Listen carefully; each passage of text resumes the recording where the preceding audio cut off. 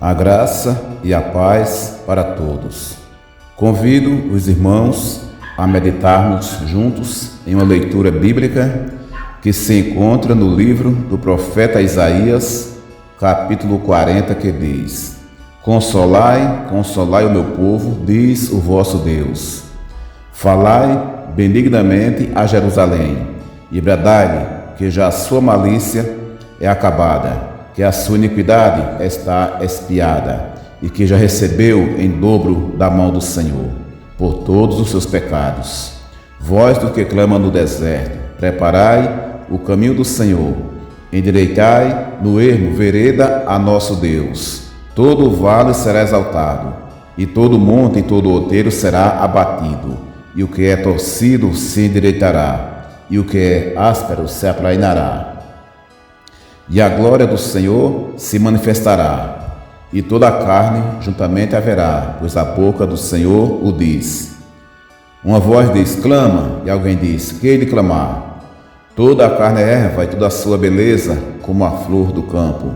Seca-se a erva e cai a flor, soprando nela o Espírito do Senhor. Na verdade, somos semelhantes à erva do campo. Seca-se a erva e cai a sua flor, porém a palavra de nosso Deus subsiste eternamente. Tu, ó Sião, que anuncias boas novas, sobe ao monte alto. Tu, ó Jerusalém, que anuncias boas novas, levanta a tua voz fortemente, levanta, não temas, e dize às cidades de Judá: eis aqui está o vosso Deus. Eis que o seu Deus virá com poder, e o seu braço dominará por ele. Eis que o seu galardão está com ele, e o seu salário diante da sua face. Meus irmãos, aqui o profeta Isaías está trazendo uma palavra de esperança para o povo que voltou do cativeiro babilônico, que já parecia uma eternidade para aquele povo que todos os dias se assentava às margens do rio Quebar e ali choravam e lamentavam, lembrando-se de Sião. O Salmo 137 diz que nos salgueiros em Babilônia os judeus penduravam suas harpas, e aqueles que os levavam cativos diziam: canta-nos um dos cânticos de Sião. Mas eles, chorando, respondiam: como cantaremos o cântico do Senhor em terra estranha? Mas agora, depois que o povo estava de volta, Deus está dizendo para os mensageiros da sua palavra: consolai, consolai o meu povo, diz o vosso Deus. Falai benignamente a Jerusalém, e bradai-lhe que já a sua malícia é acabada, que a sua iniquidade está expiada, e que já recebeu em dobro da mão do Senhor por todos os seus pecados.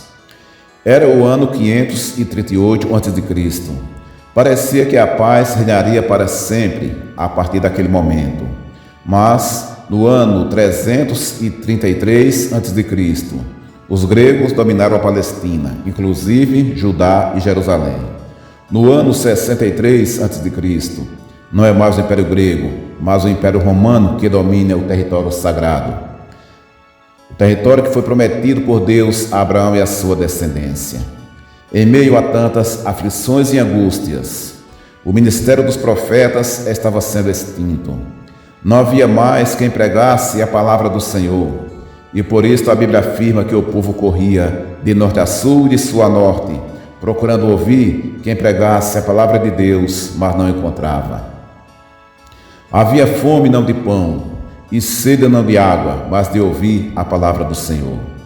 E assim, depois do profeta Malaquias, passaram-se 400 anos de silêncio, e depois desse longo período se cumpre a profecia que lemos nos versículos 3 e 4, que diz: vós do que clama no deserto, preparai o caminho do Senhor, endireitai no ermo vereda ao nosso Deus. Todo vale será exaltado, todo monte e todo outeiro será abatido, e o que é torcido se endireitará, e o que é áspero se aplainará. Meus irmãos, no capítulo 3 de São Mateus, vemos o cumprimento desta profecia, quando apareceu João Batista, pregando no deserto da Judéia e dizendo: arrependei-vos, porque é chegado o reino dos céus. O povo estava vazio da presença do Senhor. A justiça de Deus estava esquecida nos corações do povo. Eles andavam por caminhos tortuosos. E aquele povo precisava fazer uma nova aliança com Deus. E para cumprir esta missão, veio João Batista pregando no deserto, e o povo ia ouvir a mensagem de arrependimento, e por ele eram batizados no Rio Jordão. João Batista foi o último dos profetas da antiga aliança. Com a vinda de João Batista terminava a dispensação da lei, mas com a vinda de Jesus Cristo ao mundo, iniciou-se a dispensação da graça. Por isso, Hebreus, capítulo 10, de 1 ao 7, nos diz: porque, tendo a lei a sombra dos bens futuros, e não a imagem exata das coisas, nunca pelos mesmos sacrifícios que continuamente se oferecem cada ano, pode aperfeiçoar os que a ele se chegam. De outra maneira, teriam deixado de se oferecer, porque purificados uma vez, os ministrantes nunca mais teriam consciência do pecado. Nesse sacrifício, porém, cada ano se faz comemoração dos pecados, porque é impossível que o sangue dos touros e dos bodes tire os pecados. Por isso, entrando no mundo, diz: sacrifício e oferta não quiseste, mas corpo me preparaste.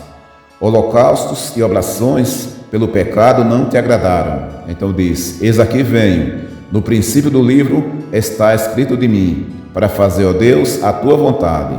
Na antiga aliança, meus irmãos, oferecia-se a Deus sacrifício de animais para a purificação dos pecados, mas na nova aliança é diferente. Somos purificados pelo sangue de Cristo, vertido na cruz do Calvário. E agora, voltando para o início da leitura, que diz: consolai, consolai o meu povo, diz o Senhor.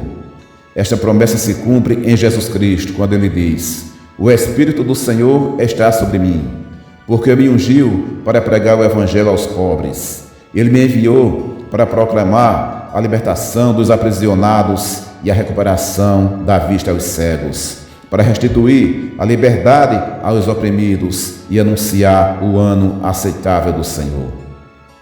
Cristo veio ao mundo trazer a paz, a alegria, a esperança, o consolo. Ele veio restaurar o homem, tirando do caminho das trevas e guiando-o com a sua verdadeira luz.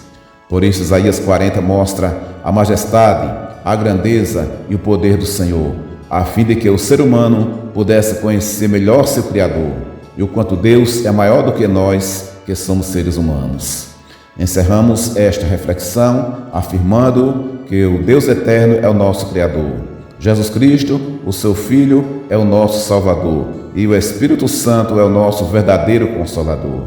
Deus continue abençoando a todos.